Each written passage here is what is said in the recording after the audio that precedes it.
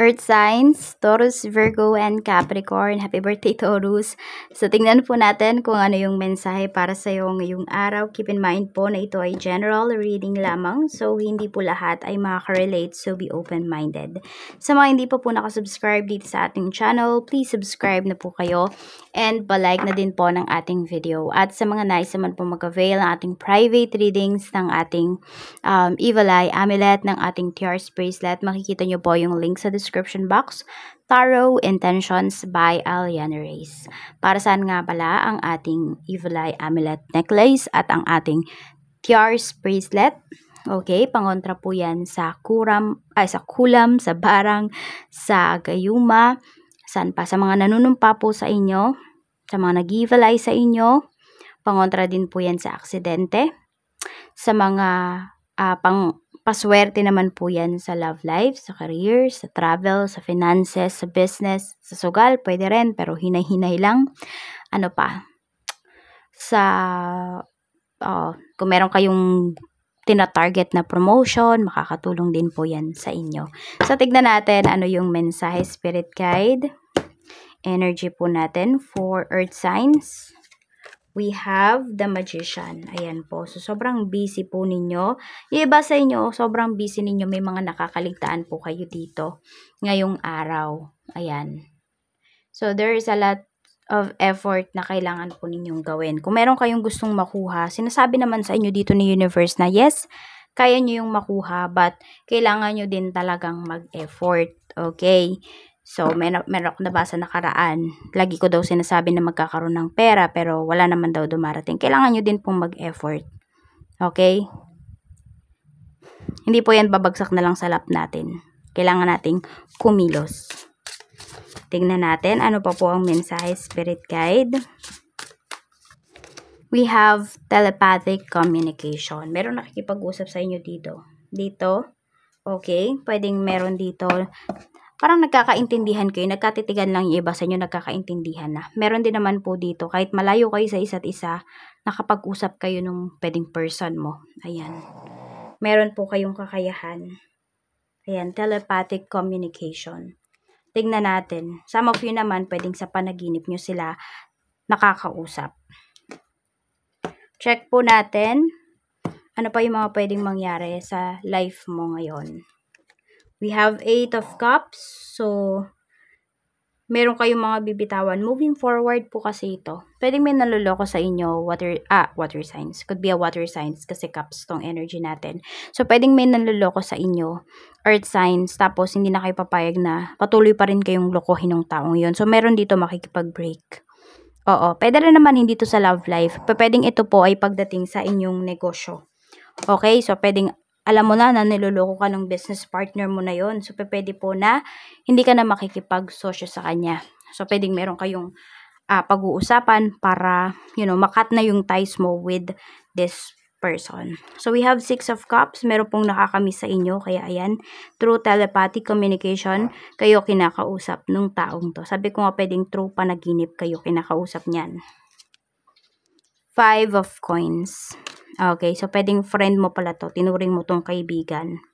So, iba sa inyo, ayan, medyo rush kayo ngayon, talagang, nagka-grind talaga kayo kasi nga po pwedeng ito, medyo may struggle yung iba sa inyo ngayon pagdating sa kaperahan. Tignan po natin pagdating sa family, we have the Moon. So, you feel na merong tinatago yung family mo sa'yo. We have 2 of Swords. Ayan po. Meron ba nakaisip dito na siguro, adapted yung iba sa inyo. I mean, yun yung naiisip po ninyo. We have 2 of Cups. Ayan. Meron kasi na-feel ko dito, feeling mo, pinagkakaisahan ka ng family mo. May ganyan kayong nararanasan. Oo. Tas parang feeling mo talaga maraming tinatago sa'yo yung pamilya mo. Tingnan natin sa friends naman, we have 9 of Cups. Tapos, meron tayo ditong 10 of Swords. Meron 5 of Swords. Meron yata ditong friend mo na nagbe-binge eating. Pwedeng naloko siya. Ayan, may nanloko sa kanya talaga dito. Kaya, ayun. Pwedeng dinadamayan mo siya. pero feeling kasi niya binetray na siya ng lahat. Yun yung nafe-feel ng friend mo na to. Feeling niya wala na siyang mapagkakatiwalaan. So, yun. Happy naman talaga siya, kaya lang may mga problema po tong hindi sinasabi sa inyo. Siguro, ano lang, yung facade lang talaga yung alam po ninyo. Ayan o, stress na to. Itong friend mo na to. Kaya ayun, di niya na din naaalagaan mabuti yung kanyang sarili. Yung iba naman sa inyo, matagal kayong walang communication ng friend mo na to. Parang bigla mo na lang siyang naisipan na kumustahin. Tapos yun, may dinadala pala siyang mabigat na problema. Mag-open up to sa'yo, pero hindi talaga fully. Sa love life naman, we have Page of Coins. Meron tayo ditong Wheel of Fortune. Marami po sa inyo, swerte kayo pagdating sa relasyon ngayon. Ayan po. Kung sino man yung tao naka-deal ninyo, pwedeng mag-e-effort po talaga yan sa inyo. Pero meron din ako nakikita dito na pwedeng may bisyo yung person mo. Ayan. So, may mga tao dito na parang pinapaiwas ka sa kanya. Pwedeng yung family mo mismo or pwedeng friends mo. Pinapaiwas ka dito sa taong to kasi iniisip nila bad influence siya sa'yo. Ayan, pwede rin pwede din talaga. Alam mo kung bakit, kaya naghihirap yung iba sa inyo ngayon because of this person.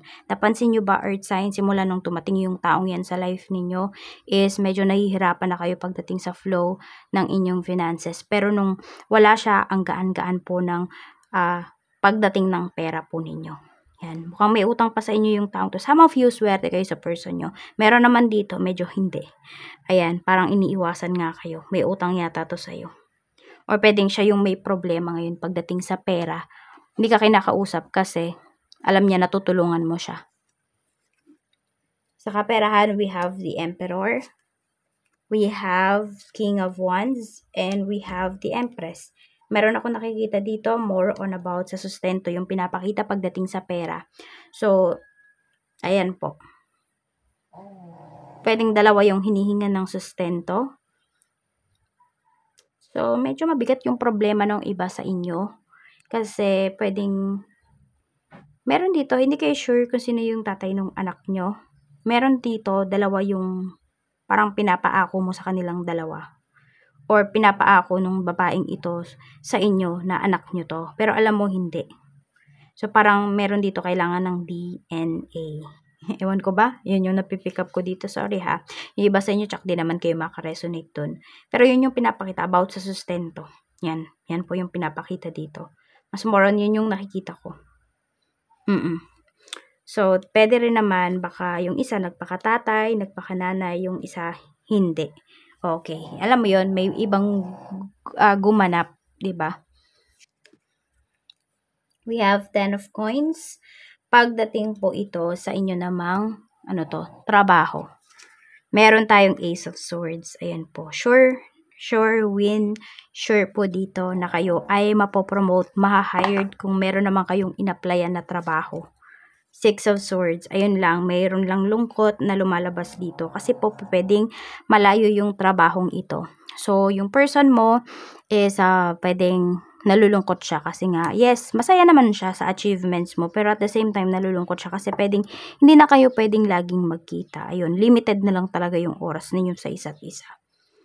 Kaya, ayan, happy but sad yung energy dito. Sa negosyo naman po, we have Ace of Coins. Napakaganda po. Kotang-kota po kayo ngayong araw na ito. Ayan. So, kailangan din daw ay mabilis kayong kumilos. Mabilis kayong mag-reply. Ang ganda po ng energy. Talagang kotang-kota. Earth signs ngayong araw na ito. Yan po.